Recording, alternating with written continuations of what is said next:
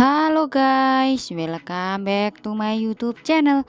Video kali ini kita akan melihat sinopsis panggilan Indosiar episode 227 yang tayang malam hari ini 8 November 2022.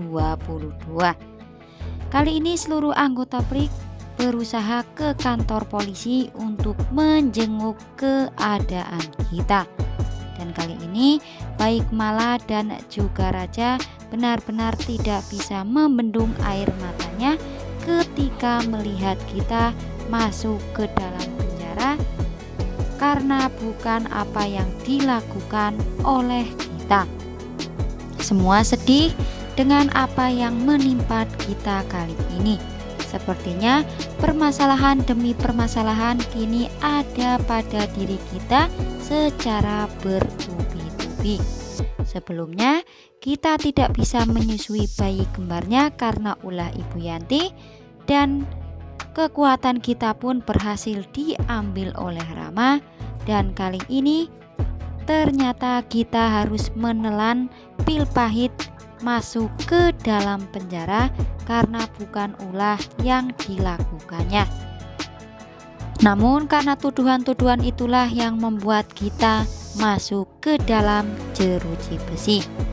Semua benar-benar sedih dengan kondisi kita yang kali ini benar-benar ngedrop dan juga down dengan kondisi saat ini, yang harus meninggalkan keluarganya karena harus masuk ke jeruji besi karena fitnahan orang itu.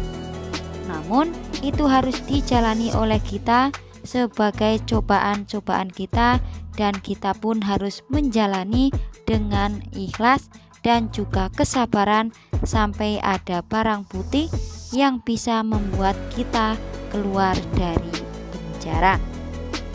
Nampaknya kali ini kita benar-benar masih syok dengan cobaan demi cobaan yang selalu menimpa dirinya secara bertubi-tubi. Kita pun bingung harus bagaimana lagi untuk bisa secepatnya keluar dari penjara itu. Di sisi lain, kita selalu kepikiran anak kembar mereka, yaitu bayi Angkasa dan juga Bintang. Dan tak hanya itu, kita pun juga mencemaskan Raja yang kali ini jauh dari dirinya. Di sisi lain pula, tekanan-tekanan terus berdatangan pada diri kita. Sebelumnya kita benar-benar terpukul karena tidak bisa lagi menyusui bayi kembarnya itu. Namun kali ini kita harus menelan pil pahit juga, meninggalkan bayi kembarnya sekaligus Raja dan mendekam di dalam jeruji besi. Itu yang membuat kesedihan kita berlipat ganda. Sepertinya kita benar-benar merasa terpukul dengan cobaan-cobaan yang kali ini sedang menerpanya. Kita pun selalu teringat bayi kembarnya, yang mana kali ini bayi kembarnya sudah tidak bisa menyusu kita kembali, dan kini kita harus jauh dari mereka. Itu yang membuat kita semakin drop dan semakin sedih dengan keadaan yang saat ini sedang dilaluinya, harus berpisah dengan anak-anaknya. Sementara itu kali ini Habibie mencoba menenangkan kembali kita yang ada di dalam jeruji besi itu. Semua akan baik-baik saja dan semua akan kembali normal seperti biasanya. Habibie pun berjanji kepada kita akan secepatnya mencari jalan keluar dan mencari bukti-bukti agar bisa membebaskan kita dari penjara itu. Dan kali ini pun Habibie mengatakan kepada kita tidak usah khawatir dengan bayi kembarnya ataupun Raja, karena banyak orang-orang yang bisa mengurus mereka bertiga selagi kita ada di dalam penjara.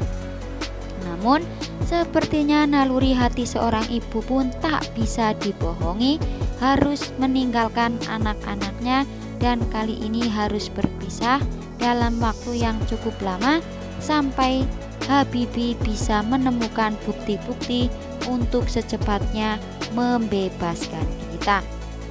Kita pun hanya bisa menangis meratapi nasib yang kali ini sedang dialaminya. Namun balik lagi, nampaknya Habibie selalu mensupport kita untuk tetap sabar menjalani ujian-ujian yang sedang dihadapi itu.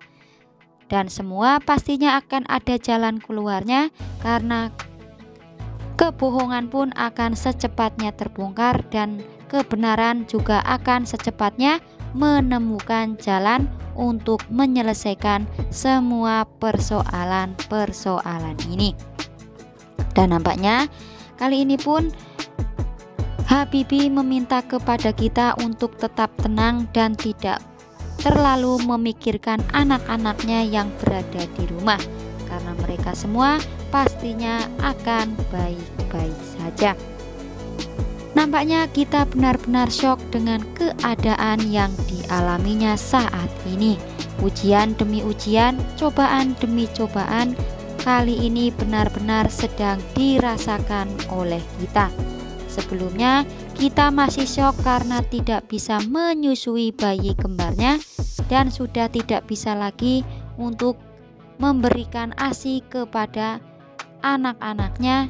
Kali ini pula kita juga harus menelan pil pahit bahwa dirinya sudah tidak memiliki kekuatan-kekuatan berupa panggilan lagi.